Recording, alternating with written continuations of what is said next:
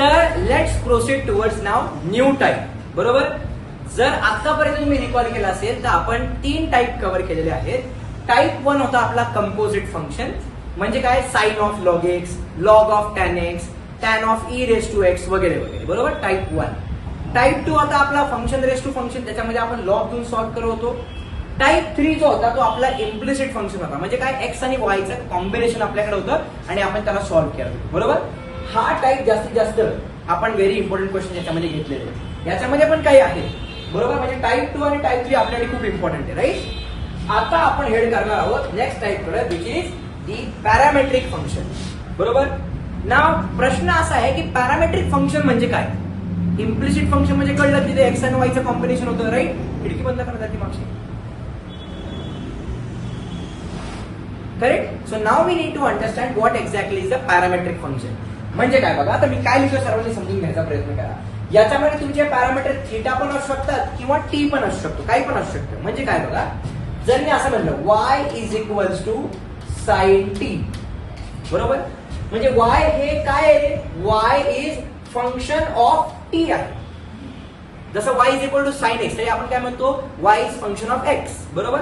या केसमध्ये y हे फंक्शन ऑफ टी आहे. समजा असं म्हणलं काय x is equals to cos T, म्हणजे काय झालं x is also function of T. बरोबर. या टी ची मी थीटा पण लिहू शकतो. काय म्हणजे साइन थीटा, म्हणजे इथे काय आलं F of theta. Cos theta म्हणजे इथे काय आलं एफ ऑफ थीटा. बरोबर. म्हणजे तुमचं y हे सुद्धा फंक्शन ऑफ टी आहे, तुमचं x सुद्धा फंक्शन ऑफ टी आहे, आणि त्यांनी सांगितले differentiate y with respect to x आणि कॅल्क्युलेट dy बाय dx. मग आता कसं करणार, काय करायचं बघा, सिंपल आहे एकदम. जो y तुमचा इन टर्म्स ऑफ टी आहे त्या y चा डेरिव्हेटिव्ह काढायचा विथ रिस्पेक्ट टू टी. बरोबर. y चा डेरिव्हेटिव्ह काय करायचा with respect to T calculate करायचा. तसाच काय करणार मी x चा डेरिव्हेटिव्ह कॅल्क्युलेट करणार with respect to T.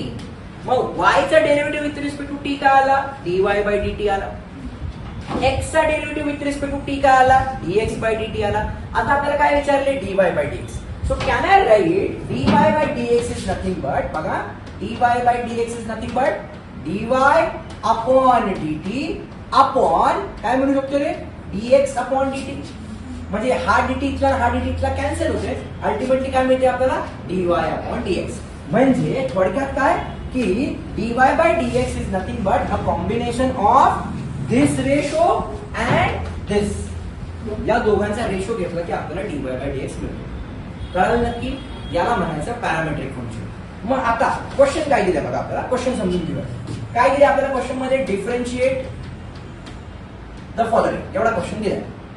Differentiate काय दिलं होतं आपल्याला, y इज इक्वल टू काय घेतलं होतं मगाशी आपण, साइन टी.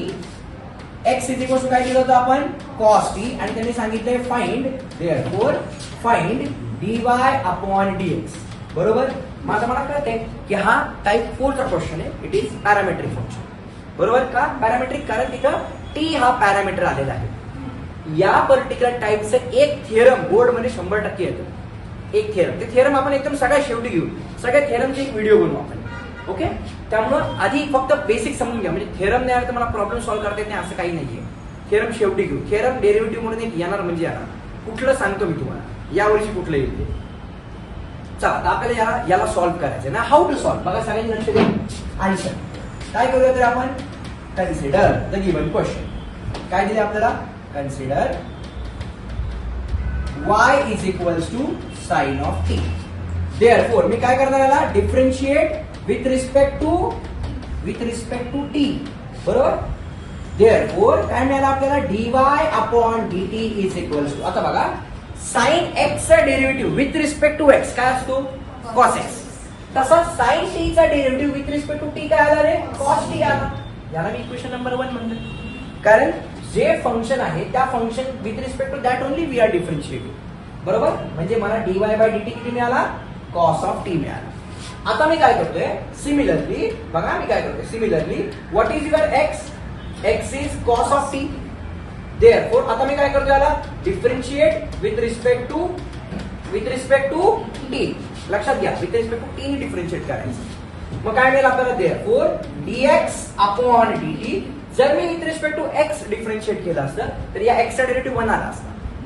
एक्सचा derivative with respect to X, एक्सचा डेरिव्हेटिव्ह किती असतो 1, पण या एक्सला आपण with respect to T differentiate करतोय म्हणून तो किती आला dx बाय dt. आता cos टीचा डेरिव्हेटिव्ह किती आला रे मायनस साइन टी आला, याला मी म्हटलं इक्वेशन नंबर 2 बरोबर.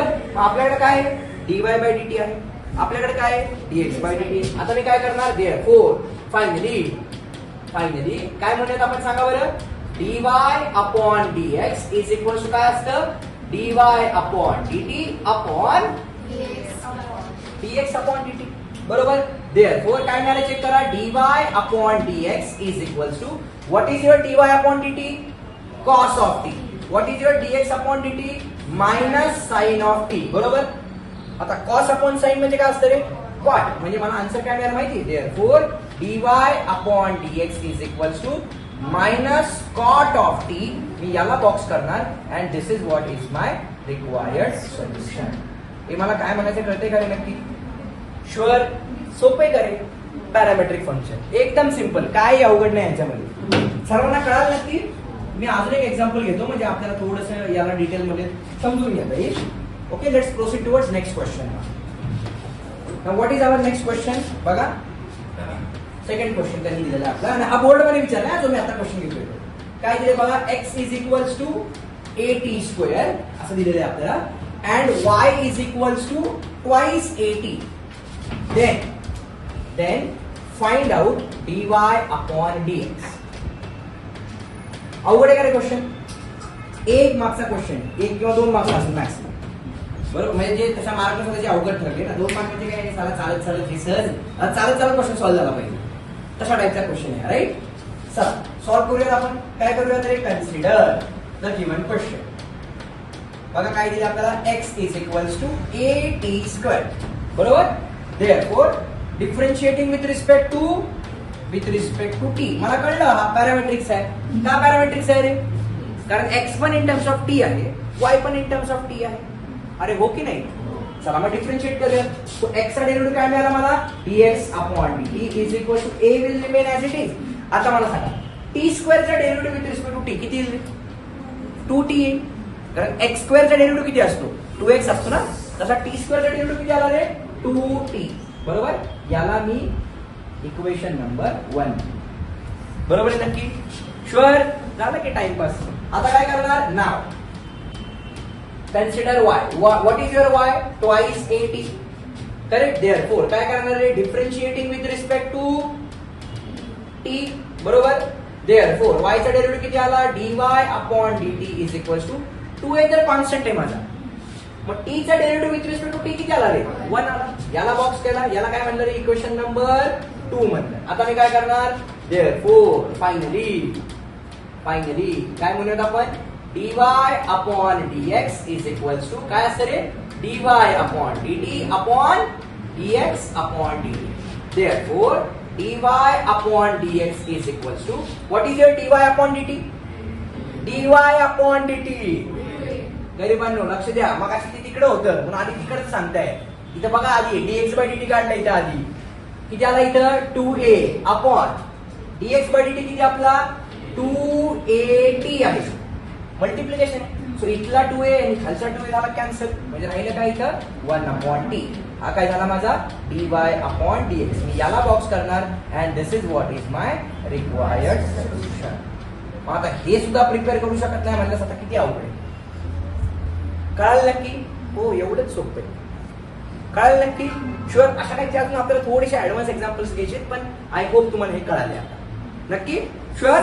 बरं एखादा अजून एक्झाम्पल आहे का मला जस्ट बघू द्या. मी रॅन्डम एक एक्झाम्पल घेऊ का माझ्या मनाने. ठीक आहे चला आपण करूया हवं एवढं लिहून द्या शुअर.